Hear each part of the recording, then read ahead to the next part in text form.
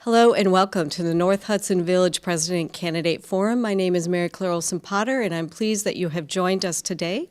We have two candidates running for the North Hudson Village President. I'd like to welcome Howard Novotny and Stan Wekkin. Thank you both for being here today. So I have a series of questions, and we had agreed before we started that Howard would go first. So my first question for you tonight is just to tell us about yourself, your background, and your qualifications. Thank you. I'm a 21-year resident of North Hudson. I'm married to my wife Karen for the past 42 years. I've got 3 grown daughters and 2 grandchildren. I recently retired from the 3M company after 39 years of service. I held various domestic and international positions, including regional operations manager in Florida, where I had a $6 million annual budget and a crew of 20 employees and contractors. I served as St. Croix County Supervisor for District 4, as well as 10-plus years on North Hudson Park Board. Excellent, thank you. And welcome to Stan, please. Hi, and thank you, Hudson Cable Channel, for hosting this, and Mary Claire, thank you for being our moderator. Much appreciated. All right, I'm born and raised in Hudson, attended St. Pat's Elementary School and Hudson High School, graduated in 1972 from Hudson High School. Then I went on, attended at University of River Falls. Young, dumb kid, moved to Montana for a while and did various jobs out there. One was a prison guard, and that was interesting, but it broadened my expectations of people and stuff like that, so that was interesting. Moved back to the Hudson area in '79, where I shortly after met my bride of 38 years. We've been married 38 years. Raised 2 of our sons in the house that we built 35 years ago up on Cedar Drive. I'm retired from 3M after holding numerous positions of union and non-union positions in the Twin Cities area, and I had 30-plus years of service from that.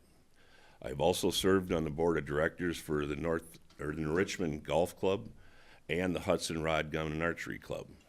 I'm a former member of the Hudson Boosters and help with coach booster football. I'm a bell ringer for the Salvation Army, and thank God we had nice weather this December and didn't have this right now. And now I also am a Red Cross platelet donor, and I'm happy to be on over a 50-gallon club there. So my hobbies are golfing, fishing, gardening, cooking and preserving the food that we grow.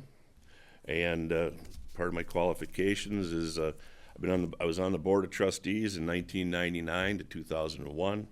Again, elected in 2010 until 2013, when I ran for village president as George was stepping down, and was elected to village president in 2013 and served as that position presently. I was also serve on the Joint Fire and Advisory Committee, the EMS Advisory Committee, the Hudson Cable Board, and the Hudson Area Senior Citizens Board. And I think that's enough. All right, thank you. Howard, tell us why you're interested in serving as president of the North Hudson Village Board. I've always believed that if you have the ability, all citizens should be able to give back to the community. We try to improve the quality and effectiveness of government. Since I've retired, I have the luxury of having more time. Because I have this time, I would like to donate more of it to the community service. I have the skill set to improve communications within our community and afford our residents an enhanced means of getting their voices heard and keeping in closer contact with their elected officials. All right, thank you. Stan, why are you interested in serving as president of the North Hudson Village Board? Well, I believe that the programs in the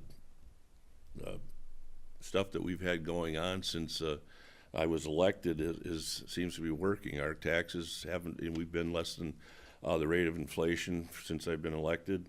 Of course, I have no effect on the taxes from the school or the county, but our goal is to try to keep North Hudson as affordable as possible. I've lived here all my life, or most of my life, and a lot of people say, geez, every year, the taxes keep going up, and how can they afford to live here? So I'm really working to try to keep our taxpayers in place, or our residents in place, not taxpayers. There's certain core responsibilities that the village has, and that's to make sure that we have passable roads, we have public safety, with police and fire, and we have sewer and water, that's what people, that we have that stuff. We want to make sure that those infrastructures are taken care of, and we've had very good success at that. The cost of these responsibilities continue to rise, and the village has limited place to grow. I mean, our borders are the St. Croix River, Lake Malibu. We don't have a lot of places to put businesses and everything like our friends to the south. So and then we have a state mandated levy, and it makes it tough to be, and with rising costs, it's tough to afford this stuff. That's why we have like a nice to-do list and a have-to-do list. We're going to take care of that, certain things first, and the leftover, if we have leftover money, that's where we want to spend it. We want to start developing our parks. We've got some really nice parks, but we know they're underutilized. There's discussions going on right now. I guess the rage all over the country is pickleball, and it's a great recreational, for seniors. I mean, I had a friend come back from Florida. He says, "I can't believe I learned something healthy in Florida." So he was very happy about that. So we're going to work on that, and try to keep our costs in check. All right, thank you. Howard, what do you see as the important issues facing North Hudson today and in the next 2 years? Due to levy limits imposed by the state, municipalities are faced with the challenge of rising costs and fixed income. In the case of North Hudson, we're faced with added costs with the future expansion of Highway 35, as well as maintaining and updating our drinking water and sewer infrastructure.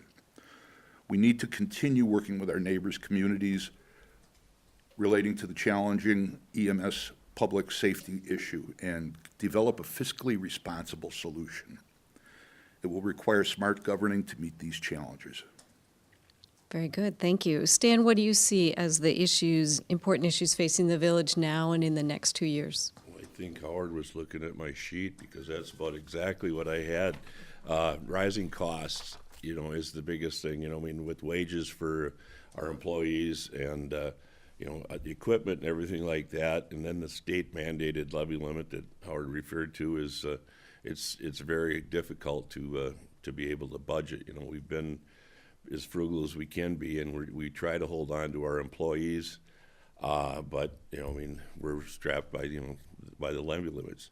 Ambulance service is a big question, and we don't know. Hudson is still the city council is still deliberating on whether they're going to keep funding St. Croix EMS or not, and we're patiently waiting. We have time for that yet. We have 4 years on our contract, so we're doing the best to honor that. The challenge is going to be the wastewater treatment plant upgrade. That's going to cost us extra money. We have the Highway 35 project is going to be huge. That's going to be, every time I sit in a meeting on that, I don't know how they're going to pull this one off, but they've done it in the past, and they're the professionals. We have a Wisconsin Street upgrade that's also, we're waiting on the Highway 35 project to be able to tie two in sewer lines, and the water lines, and get all that infrastructure done in one shot, or at a similar time. So we've got a lot of challenges, and I believe that we've done an exceptional job. All right, thank you. So, Howard, do you see any things that could be done in the next 2 years that would improve the municipal operations in the village? And if so, what would be some of your ideas on how to improve those operations? Very simple ideas. We currently have an electronic means of notifying our citizens of various village announcements related to services and safety. All the resident needs to do is sign up for this program and include his email address. The problem is the village has done an insufficient job of broadcasting this. And if they don't know it's there, the citizens can't take advantage of it. I didn't know it was there until just a few weeks ago. But it's wonderful because they send out notices, about snow plowing, hazards.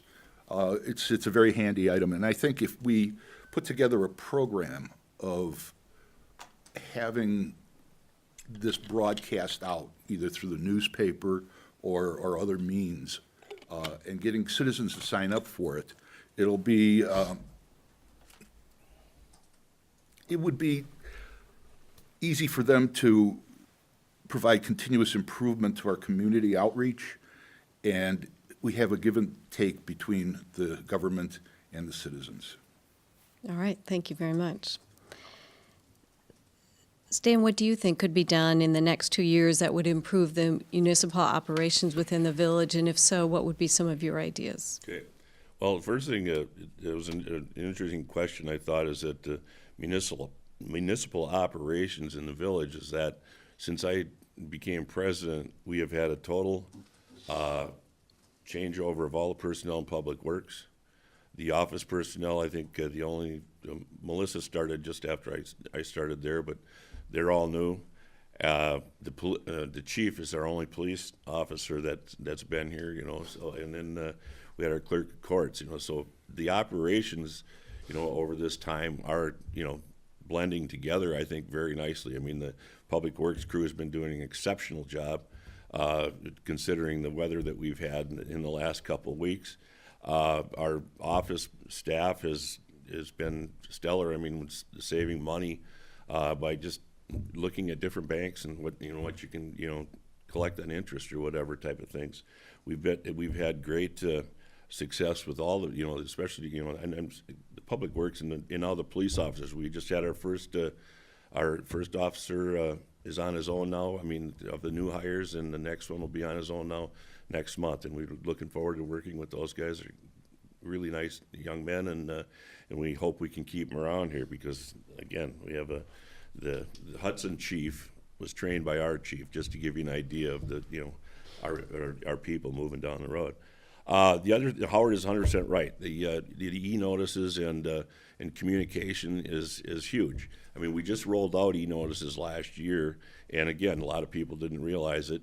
And we also know that our website isn't as user-friendly as a lot of them can be, and we're planning on putting, upgrading as best we can. We've been in discussion about that because, a lot of people, whether it's garbage or snow plowing or whatever, I mean, the information's there. It's just a matter that of us getting it out to them. So he was exactly right. All right, thank you. Stan, I'll start with you if you have any other comments or anything else you'd like to add in closing tonight. Okay. Well, just a couple things, accomplishments. I think we've had a lot of stuff that gets done, but again, that's not what we're saving money and doing whatever, but we joined in one of the initial partnerships with XL Energy for solar panels. They have a solar farm down by Eau Claire, I believe, is where a lot of our stuff is tied into. But in 2018, we saved, $1,680 just on our electric bill. So with that, without energy prices increases, and I'm sure we won't have any increases in energy prices, we'll save over $42,000 under this program in the 25 years that we're in it. We also, we worked out a deal with the owner of our Public Works garage, and we now own that garage, and that'll be paid for in 8 years, and after that we'll have a savings of $39,000 a year. We bought some new trucks and equipment. People have probably seen, the big orange truck around here, and that has saved us money where we don't have to go to outside contractors and help us a lot. We still depend on our outside contractors because with a 3-man Public Works crew, it's very, very difficult to get, when you start piling up feet of snow, it's hard for us. And the guys do get tired. It's kind of weird, but they have had some trouble with that. And other equipment too. We're also doing work in-house, rather than having some of the other garages and stuff do that. So the guys are very, good about wanting to do extra stuff, and if we provide the equipment for them, I think we can do it as cost savings to the village. The salt shed, we were previously paying $9,000 a year to store our salt for our winter. Right now, we invested just under $60,000 in that, so that'll be paid for in 5, 6 years, 7 if you stretch it out. But we've already been approached that maybe we could rent some of our space to other people that don't have enough salt storage space. We need a little bit of water. But that's about what I got. I think we've done a pretty good job, and I just hope that everybody will come out to vote on April 2nd, And if they choose that I've done a good enough job, well, I much appreciate their support. All right, thank you. Howard, any closing comments for tonight? Sure. When Karen and I retired, we thought about making a change, perhaps moving down south, get out of this weather, maybe moving up north and getting that dream home on a lake, or moving to Minnesota and being closer to my grandkids. So all of these ideas were thrown around and we were discussing it. And after some serious deliberation, we made our decision. We bought the house next door. Why? We love North Hudson. We've got all the big city amenities here. We've got great friends, great neighbors. Why would we want to leave? So that's why we're here. I appreciate the opportunity provided by the River Channel in hosting this candidate forum, as well as other valuable services that they provide. It allows the candidates a means of reaching out to the voters and communicating their ideas. I would be proud to serve as your next village president. If any of you would like to reach out to me with questions or comments, I've established a campaign email site at howardfornorthhudson@gmail.com. Thanks for the opportunity to speak to you. All right, thank you. I want to thank both of our candidates for being here. Appreciate your time and your interest in serving. And I want to remind all of our voters to get out and vote on April 2nd. Again, this will be viewed several times throughout on Channel 15, but thank you both for being here. Get out and vote on April 2nd. Thank you for joining us today. Thank you and goodbye. Thank you.